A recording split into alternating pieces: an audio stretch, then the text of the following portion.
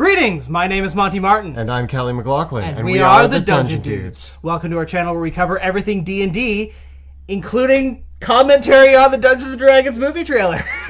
Today, instead of our usual rules breakdowns and tips and tricks for players and DMs, we're really excited about the new Dungeons & Dragons movie. This is one of the first times that it's coming to the big screen in a way that we might... In decades? Yeah. Since the previous two attempts? And the previous attempts are not much to talk about, but this one looks like it's actually getting a pretty all-star cast, high budget, and with the recent popularity of Dungeons & Dragons in the last few years, I think that we're finally seeing the treatment that D&D deserves. But we have some opinions on this trailer, and we also want to break down all of the cool D&D bits that are happening here. So we're going to watch the trailer, and then we're going to share with you what spells, characters, villains, monsters, and everything else we think are happening in this trailer. All right, so with that, let's kick it off and let the commentary begin. If you haven't seen the trailer yet, we'll have a link to it in the description below. Okay, so pumped up. Standard D&D logo. I think that's Waterdeep. I think it is too. Or at least it's supposed to be Waterdeep. We have our typical party. Some sort of Undermountain place. Perhaps some sort of dwarven thing. Helm of Brilliance. I thought so too. Yep. That might be Neverwinter? Black Dragon. Yep. Amazing. Love Using an that. acid breath. Yeah. And that could be... maybe not a fireball. It could be a fireball. It could be a siege weapon. It also looked like something exploded from the dragons, so... I don't know where this is. They are running. That's what D&D parties do. Magic items. Some sort of horn. Red Wizard's a thing. Lich. So he's a lich. You can see he doesn't have a nose. Yeah, fair. Liches Shield. don't have nose. Time stop, I think. Is it, or is that just a cool movie shot? I mean, could be either way. Plotting in a tavern. You can't have a D&D campaign without plotting in a tavern, right? Yeah. I love that we have a really badass barbarian, Michelle Rodriguez. Yes, using a fiery battle axe. So Regis-Jean Page is definitely a paladin, because they make the inference to courage. He's wearing plate armor. He seems to have a sword dagger, though. That's a bit weird. He's got a bit of a magic item there, and I think that's... we're going to hear a bit about that. And I think some of the magic items are going to be pretty iconic. Was it a flame tongue, or was it it looked like it had burning runes on it. No, because I think that Michelle Rodriguez definitely has the fiery battle axe of some kind. Right. So it's probably more like a radiant damage sword. Notice here now, Justice Smith is wearing the Helm of Brilliance. He's going to be a sorcerer. So is he casting a spell, or is he using something from the Helm of Brilliance? And is that a Helm of Brilliance? Because he's clearly activating the magic item. It's some sort of magical helmet. We're guessing Helm of Brilliance. It could be a Helm of Telepathy. But he's doing like a force wave from it. Like, is that Thunder Wave? Because that's a super Thunder Wave if it is. Yeah, it shakes an entire building, city. Yes. So, I don't know. We'll see. Sophie Lillis clearly playing a tiefling druid who I know has made a bit of a stir on the internet because she transforms into an owlbear, and also I think transforms from a horse into an owlbear without first reverting to her human form. But she's clearly using shape change, because you can do that with shape change. You could do that. Not only can shape change allow you to change from one form to another, but you can change into an owlbear. But what level spell is shape change? It's a 9th level spell, so maybe she's an 18th level druid? That's... I don't know if we're seeing a 20th level party in this trailer. Well, if that was Time Stop earlier. Okay, you're right. Time Stop, maybe it's just slow.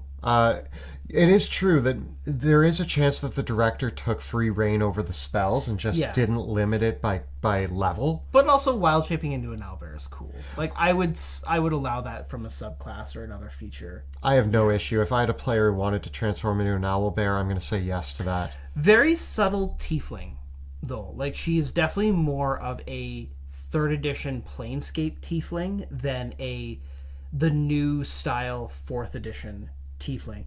And I know that and this is why I actually can't understand the backlash to it, because tieflings used to be really subtle about their fiendish heritage, just like she was. It wasn't until 4th edition made them look like devils in a very, very dramatic fashion.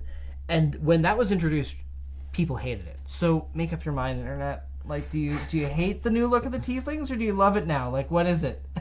Either way, I think that she's going to be a great tiefling. I love that we have a tiefling druid. So, and she does some really cool stuff here with transforming into an owlbear, slapping bad guys around. Like, it's just so fun to see a druid doing what a druid does best in a really badass way.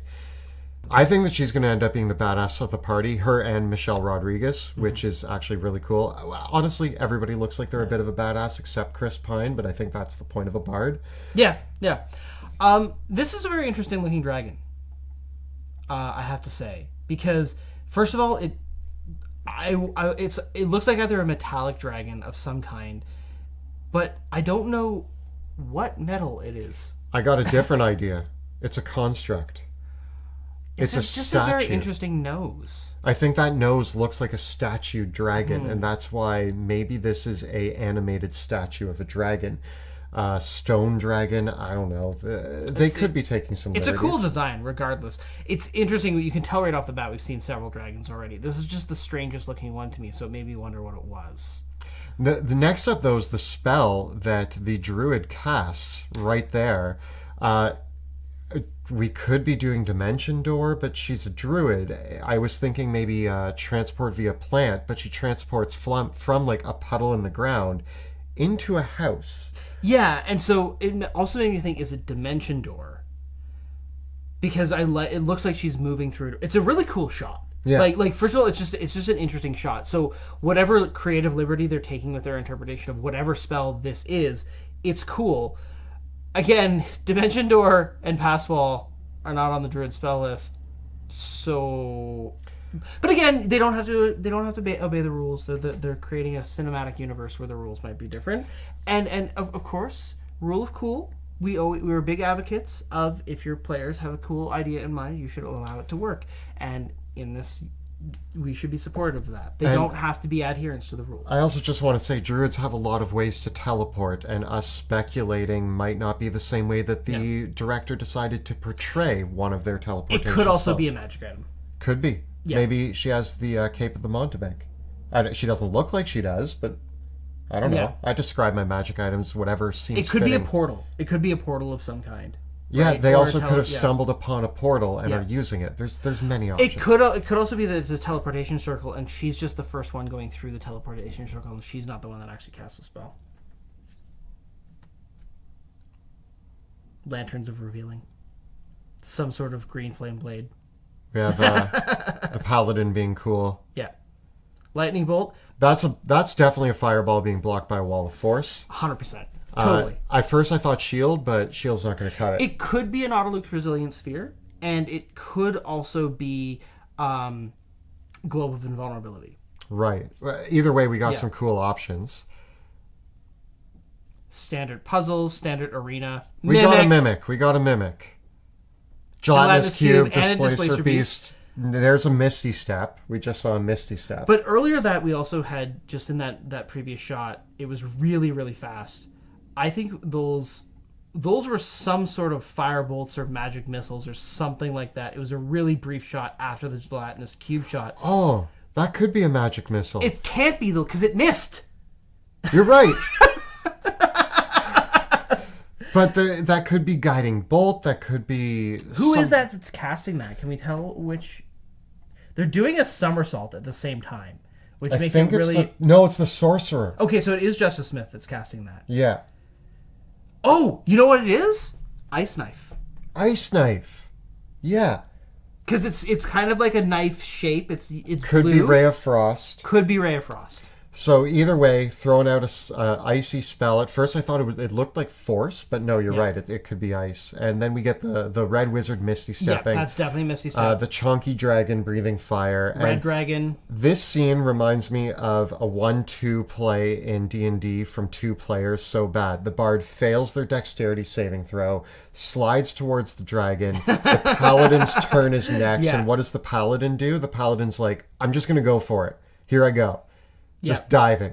All out. Yeah. And then we get, at the very end of this trailer, we get the classic banter between the party of like, what's the bard good for? Which is pretty classic. And the bard's like, no, I'm the planner. And it doesn't, no.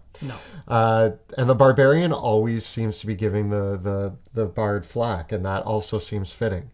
So The trailer delivers for there were dragons, plural. We saw at least 3 dragons in that trailer. We also saw a lot of dungeons. Yes. So we are getting exactly what it says on the tin. Amazing. And so the title is justified. It is. Now, we're getting a lot of little treats and fan services here. We have no idea yet really what the plot is. And if there is a plot that was told in this trailer, it's a very simple plot. They stole the wrong thing. Now there's a necromancer. Oh no, Red Wizard's a fae. Then they seem to tour all over Faerun, casting spells and getting into trouble. I'm going to admit, I do not have high hopes for the plot. This is very much going to be I am going to have a drink, sit there with a bucket of popcorn, and turn my brain off for 2 hours and just enjoy this. Okay, but here we go. D&D is all about living the fantasy of pretty classic standard fantasy tropes. Yeah. So if we're getting a classic standard fantasy trope, as long as they're throwing mimics and dragons and owl bears at me, I'm pretty happy. I mean, they definitely got the greatest hits there of creatures. Like, the only thing we didn't see if there was a mind flayer. No mind flayer, no beholder. No. But either A, they're making a franchise out of this, and they could do an entire movie about mind flayers as a sequel that I would love to see. Mm-hmm. They also might not want to reveal the beholder. That might be their big guns. I really am wondering if it is going to draw on any other IP within the Dungeons & Dragons world, whether it is set in the Forgotten Realms, because it's very clearly not Eberron. It's very clearly not Dark Sun, because those would be very recognizable. Well, I don't know if you noticed, but the bard, played by Chris Pine, had a Harper's pin. I didn't notice that. Yeah. So it is the Forgotten Realms. And so it's that gotta is be Waterdeep. Yeah. I mean, I guess no, because Baldur's Gate looks really different than that, and Baldur's Gate isn't like quite in that way. We saw a few different cities. I wondered if they would do a tie-in with Baldur's Gate 3. I mean, maybe. We might still see Baldur's Gate, but I know we saw Waterdeep, and I'm pretty sure we saw Neverwinter. But I'm speculating on that. It's hard to tell. I feel like it would be natural to use the existing settings to at least to some degree. I also do wonder if it is in some way based on any of the existing adventures or modules. It doesn't really seem like it is. Whatever that red horn is, we have no idea what that is doing. I think we're going the other way, and they're going to use this movie to make a new module. And they're going to sell that as like, oh, you haven't played D&D before, but you've gone to see the movie and you liked it. Here's your module to get into D&D. A new starter set with pre-mades based on the characters from the from the show. Yeah. Notable thing about the party. I thought when they announced this movie that they were going to go really, really raw and classic, and we were going to get a fighter, a wizard, a rogue, and a cleric. And we didn't. We actually don't have any of the classic four, because what do we have? A paladin, a barbarian, a bard, a druid, and a sorcerer. So that's actually a pretty balanced party. Yeah, but most notably, everybody gives us grief, and they're like, you're running a campaign without a cleric? What are you going to do? No cleric, no rogue, no fighter, no wizard. So we didn't get a monk, which doesn't surprise me. I feel like from a Hollywood studio perspective, they're like, so we're bringing a martial artist into this fantasy story? I feel like that's a hard sell to a Hollywood producer. Yeah, and I mean, they could have gone with the core group, but I actually love that we're seeing these different types of classes. I think we could see in the future, maybe they can bring a monk in like a later, if this turns into a franchise. Yeah. And also, like, I'm sure we'll get a wizard at some point. We have red wizards, so there's wizardly villains. Yeah. There is, I think I saw online that Hugh Grant's character, who I'm not sure if he's a member of the party, but there is rumors that he's a rogue. But I don't know quite how he fits into the plot yet. Did we see him in the trailer? Very briefly. Okay. And so he's not running around with the party. Yeah. Interesting. But he might be a rogue. I initially thought that Chris Pine's character was a rogue until the end when he busts out the loot, and I was like, oh, not the rogue. Yeah, and you can see it in some earlier shots that he's definitely... The one where they talk about going to the bar and having a drink, you can see that he's got a holster for his loot on his back, and he must be holding it in his hand. Yeah. It's interesting how I noticed that, but I can't tell you what shot Hugh Grant was in. I'll just say for my part, there's also a lot of great fiction that has been written for various Dungeons and Dragons and Forgotten Realm properties. A lot of the novels by Bob Salvatore, for example.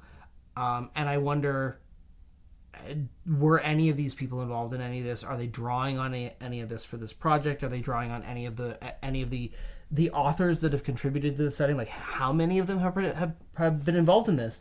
Because it seems like there's a lot to draw on. I totally understand why they're probably not choosing the iconic characters of D&D to base a movie on, and they're breaking new ground with this. I think that's totally reasonable for that, but I guess I wonder, are we going to see any cameos? Like, are we going to get Volo a Volo cameo? Are we going to get an Elminster cameo? The Will Xanathar. we see Xanathar or Dritz de Orden? Tasha. Like who could show up? And I do think that from a marketing standpoint, which, you know, some of us, I thought that if they did a D&D franchise, that they should just take all the published modules and turn them into movies. Yeah. But from a marketing standpoint, this actually feels like it's Dungeons and Dragons is huge in the title because it's going to get us to go to the theater to see it. I guess so. But Dungeons and Dragons has picked up a lot.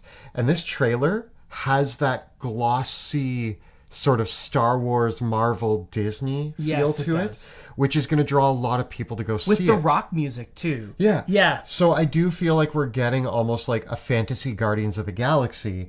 And what that's going to do is it's going to draw in an even larger audience to Dungeons and Dragons. So I think that they're using this movie as a massive marketing I hope play. it's good. I really hope it's good. I want to like it. You know that, like, I've had a tendency lately to get very disappointed by a lot of media properties, and so I really want it to be good. Well, at least, like, you know, enjoyable. It's going to be a popcorn film. It is, but I know more. This is not going to be an Oscar film. No, but I know definitely more so than you. I am a sucker for fan service.